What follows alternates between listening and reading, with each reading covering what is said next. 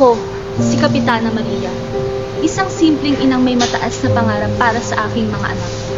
Hindi ko kailangang maging mayaman para magtagumpay sa pagiging ina, sapagkat ang tunay na yaman ay matatagpuan sa pagmamahal at pag-aalaga sa pamilya. Bilang isang ina, naiintindihan ko ang sakit na dulot ng pagkawala ng isang magulang. Ramdam ko ang pait na nadama ni Crisostomo Ibarra, isang lalaking may mataas na edukasyon at mabuting puso. Ngunit siya ay namatayan ng ama dahil sa kawalan ng hustisya, lalo na ng mga praileng gaya ni Padre Ramoso. Ito ang dahilan kaya nagawa niyang pagtangkaan ang buhay ng padre. Ngunit, masakit isiping hindi lahat ay sumusuporta sa kanyang layunin para sa katarungan. Sa usaping tungkol kay Crisostomo Ibarra, may mga taong puno ng galit sa kanilang puso. May mga tulad ni Manang Lupa na naniniwala na isang anak ay dapat naparusahan at pagkaitan ng bendisyon sa pagtatangkang ipagtanggol ng sarili at ang alaala ng mga magulang. Ngunit ako, hindi ko kayang manahimik. Ikinatutuwa akong ipagtanggol ng mga anak ang alaala ng kanilang mga magulang.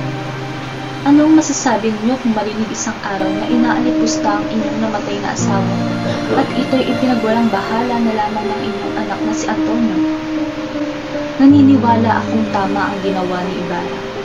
Walang ina ang hindi malulugod sa isang anak na may malaking paggalang at pagpapahalaga sa kanilang magulang. Hindi ba't ito ang nararapat na halimbawa? Hindi tayo dapat maging hadlang sa paghahanap ng katarungan at katotohanan. Patatawarin siya ng Diyos dahil iniutos ng igalang ang ama't ina.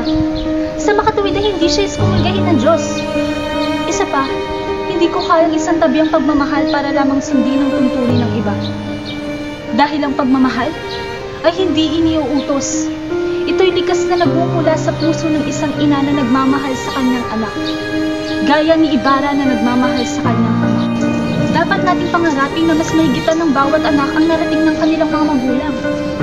Bagamat maikli na ang aking buhay, masasabi ko na ang tunay na kasiyahan ay makita ng aking mga anak ay maging mas matatag, mas matalino, at mas maging mabuting tao kaysa sa akin. Sa huli, hindi dapat natin ipinaglalaban ng ating mga pananaw para sa ating sarili, ngunit para sa kinabukasan ng ating mga anak. Sila ang magiging tagapagpatuloy ng ating nasimulan. Sa kanilang matagumpay na paglalakbay, masasabi kong matagumpay din ang aking pagiging magulang. Kapitana Maria.